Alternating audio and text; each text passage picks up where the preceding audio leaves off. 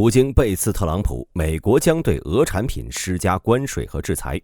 乌军重获情报分享，泽连斯基试图说服美国继续军援乌克兰。乌克兰人同仇敌忾，泽连斯基支持率在3月份大升至 68%。美国海军开启隐形舰载战机竞标，洛克希德马丁公司竟率先出局了。库尔斯克爆发战略决战，俄乌双方精锐尽出。精彩资讯马上开始。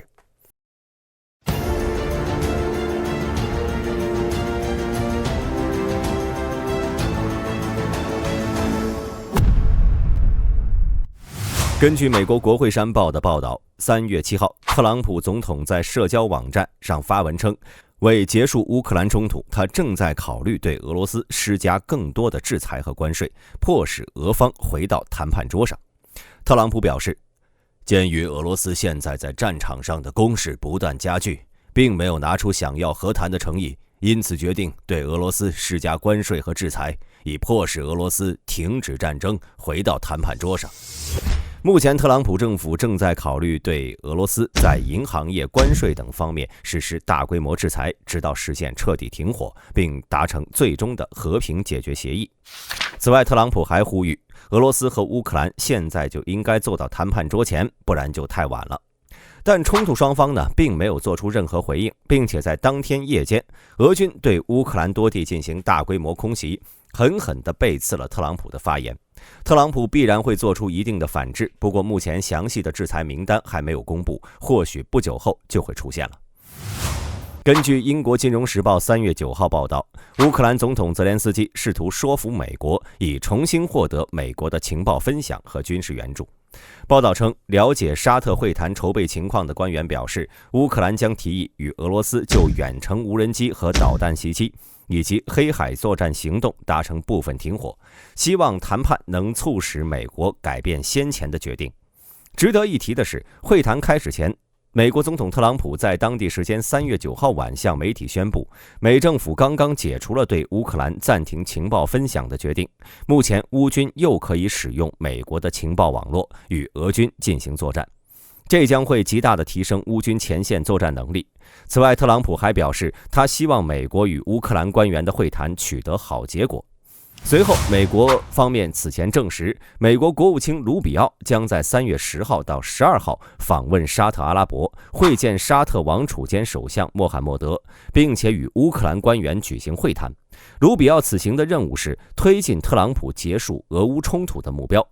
乌克兰总统泽连斯基则宣布，他将在3月10号访问沙特，与沙特王储兼首相穆罕默德会晤。之后，乌克兰总统办公室主任伊尔马克、外交部长瑟比加、国防部长乌梅罗夫将留在沙特，作为乌方代表与美方会谈。据报道，一位乌克兰官员说，基辅将在短期内优先修复与美国的关系，而乌克兰议会国防委员会成员维尼斯拉夫斯基上周末就表示，乌美在沙特阿拉伯举行的任何谈判的目标都将是就恢复援助达成一致。乌克兰政治分析家费申科说，策略发生了变化，现在最重要的事情是与美国实现关系正常化。如果说之前的计划是先获得安全保障，然后再推动停火，那么现在显然不会按照这个顺序进行。特朗普说，乌克兰不希望停火，因此我们的目标是向美国表明，我们已经准备好尽快采取行动，并与俄罗斯展开谈判。上周，乌克兰总统泽连斯基在有关结束俄乌冲突的协议中提到了和平非常非常遥远的言论，再次惹怒特朗普。特朗普3号在社交媒体上发文称，这是泽连斯基发表的最糟糕的声明。特朗普政府当天表示暂停并审查对乌援助。8号，泽连斯基在讲话中表示，乌克兰从战争开始就一直在寻求和平，乌克兰致力于建设性对话。他称，现实的建议已经摆在桌面上，关键是要迅速有效地采取行动。而针对乌克兰呼吁达成部分停火或临时性停火的想法，俄罗斯方面此前就排除了这一可能性。俄罗斯外交部发言人扎哈罗娃告诉记者，若无最终解决方案，俄罗斯不会同意任何停火要求。3月7号星期五，乌克兰发布的最新民调显示，在美乌关系紧张加剧之际，乌克兰总统泽连斯基的支持率上升。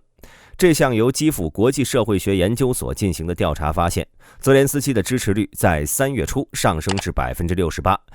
经过上次在白宫的碰壁后，乌克兰人已经决定抗争到底。基辅国际社会学研究所分析的民调结果时指出，乌克兰人将美国新政府的言论视为对整个乌克兰和所有乌克兰的攻击，因此乌克兰人需要团结起来，一起保卫乌克兰，即使没有外部援助，也不会让俄罗斯人轻易地占领乌克兰土地。泽连斯基在2月28号在白宫和美总统特朗普和副总统万斯会面时激烈争吵，导致原定的新闻发布会和预期的双边关键矿产协议被取消了。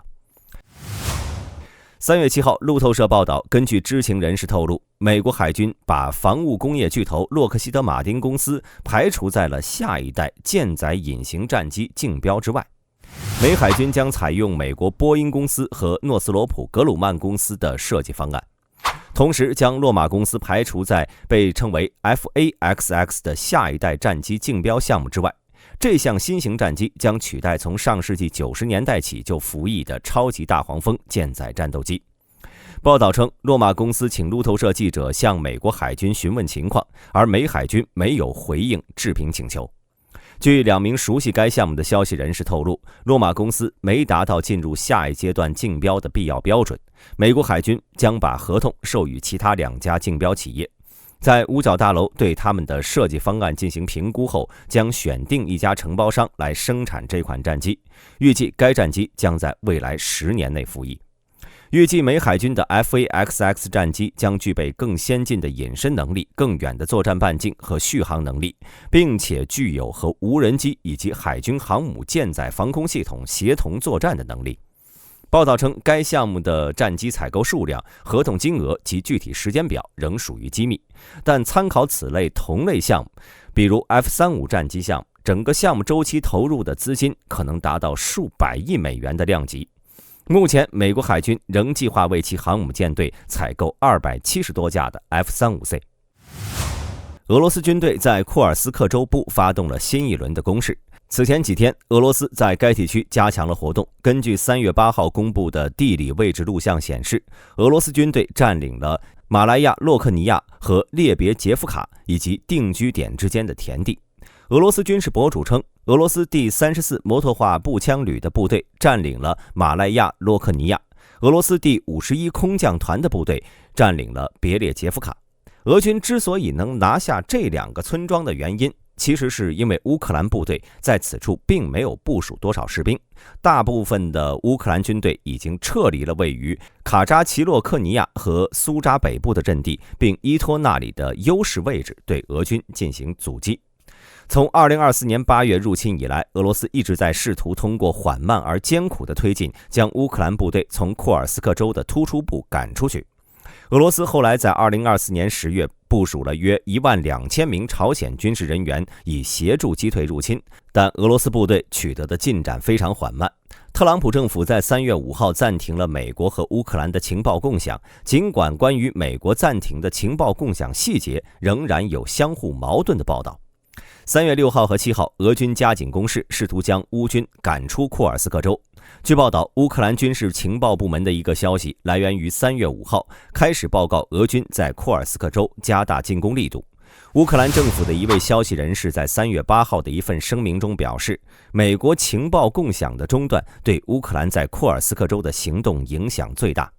尽管俄军队在2024年底集中了足够的兵力，但此前俄军方并没有优先考虑将乌军赶出库尔斯克，而是优先考虑在乌东部取得进一步进展。尽管克里姆林宫官员最近宣布，他们打算利用美国军事援助和情报分享的暂停，在未来可能恢复美国对乌克兰的情报分享，与军事援助之前的有限时间里对乌克兰地面部队造成最大损害。关于美国暂停对乌克兰军援的程度的报道呢，继续表明暂缓援助可能会影响乌克兰防御俄罗斯的能力。福布斯3月7号表示，特朗普政府已经停止了美国对乌克兰 F-16战斗机雷达干扰器的支持。据《华尔街日报》3月8号的报道，一位知情人士表示，俄罗斯部队每发射3枚炮弹，乌克兰就只能发射1枚。美国暂停对乌克兰 F-16雷达干扰机的支持，很可能会妨碍乌克兰继续使用这架飞机，抵御俄罗斯对乌克兰后方攻击的能力。乌克兰官员在24年12月表示，乌军在前线的某些地区获得了1.5:1或者是3:1的炮兵优势。随着美国暂停军援后，乌克兰的美国弹药储备进一步减少，俄罗斯目前对乌克兰的炮兵优势可能会继续增长。乌克兰的欧洲盟友继续向乌克兰提供物质和财政援助。法国国防部长塞巴斯蒂安·勒克尔努在3月8号宣布，法国将利用被冻结的俄罗斯资产的累积利息，向乌克兰提供价值1.95亿欧元的军事援助。勒克尔努补充说，这笔资金将有助于法国向乌克兰输送155毫米炮弹。法国正在加速向乌克兰转让未指明的战斗装甲车辆。3月6号，挪威议会同意在25年向乌克兰提供总计850亿挪威克朗的军事援助，这比挪威在24年11月承诺的约350亿挪威克朗有所增加。此外，乌克兰的欧洲伙伴可能独立向乌克兰提供商业上可用的卫星图像，以弥补美国技术的空缺。好了，以上就是本期视频的全部内容，我是大兵，我们下期再见。